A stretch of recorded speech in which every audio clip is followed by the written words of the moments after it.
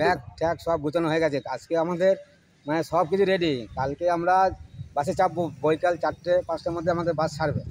হ্যাঁ, এই তো আজকে এই অবস্থায় কী করে কী হবে এখন বলছে সপ্তাহখানেক ডেট নাকি পিছিয়ে দিয়েছে। এরপরে চিন্তাভাবনা কী হয় দেখা যাক, সরকার কী নেয় তাহলে আমাদের যাওয়া হবে, আমাদের হয়তো হবে না। আতঙ্ক করছে তো মনের মধ্যে তো আতঙ্ক, যে এইরকম 28টা লোক নাকি মারা গেছে আমরা তো দেখতে পাচ্ছি। হ্যাঁ, আজকে এই যে কীভাবে কী করবো আমার মাথায় কাজ করছে না।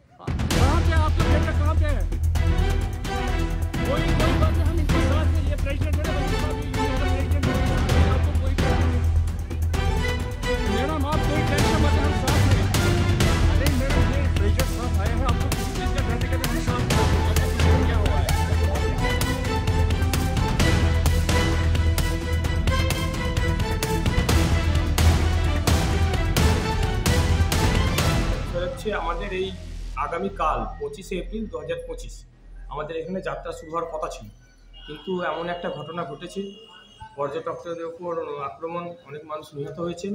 তার জন্য আমরা আপাতত জায়গাটা 7 দিন পেছিয়েছি। এরপর সরকারের পদক্ষেপ অনুযায়ী এবং পারমিশন যেভাবে আমরা পাবো সেইভাবেই এগোবো। 7 দিন আপাতত আমরা পেছিয়েছি বিষয়টা। কোথায় কোথায় যাওয়ার কথা ছিল আমাদের? গুলমার্গ, সোলমার্গ, পেহেলগাঁও, যে মিনি কাশ্মীরের কথা বলা আছে, সুইজারল্যান্ডের কথা বলা আছে, সেই জায়গা তো আমরা প্রতিবারই ঘুরতে যাই, কিন্তু প্রতিবারে খুব সহযোগিতা ওখানকার যারা এজেন্ট আছেন, আমাদের ওখানকার যারা হোটেল মালিক আছেন, যেখানে ওখানকার যারা ট্রাভেলার করেন, তারা খুব সহযোগিতা করে। কিন্তু এবারে একটা মর্মান্তিক ঘটনা ঘটেছে, তার জন্য আমরাও আতঙ্কিত। এবং দেখতে পাচ্ছেন আপনারা আমাদের কাস্টমাররা বারবার ফোন করছে এবং এসেছে জিজ্ঞাসা করছে। সবাইকে বোঝাবার চেষ্টা করছি যাতে এই সমস্যার সমাধানের পরে আমরা আবার বেরোতে পারি।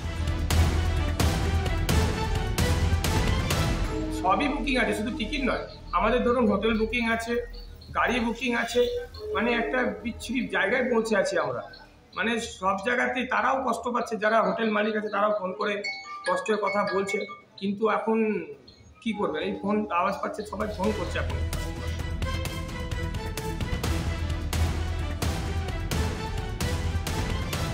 ভীষণ ক্ষতি হচ্ছে, শুধু ক্ষতি নয়, আবার ধরুন কোনো মাস্টারমশাই বুকিং করেছেন, আমাদের সঙ্গে যাচ্ছেন, তার একটা ছুটির পারমিশন নিয়েছে, কোনো প্রাইভেট যেখানে কেউ কাজ করছেন তার একটা ছুটির অ্যাপিল করেছে, দেখা যাচ্ছে আমাদের সেই ছুটিগুলোর সমস্যা আপ ডাউন হচ্ছে। এবং যে হোটেল আমরা বুকিং করেছি তাদের হোটেলের সমস্যা হচ্ছে, যে ট্রাভেলার আমরা বুকিং করেছি সেখানে সব সমস্যা, টোটালি সমস্যার মধ্যে আছে এখন।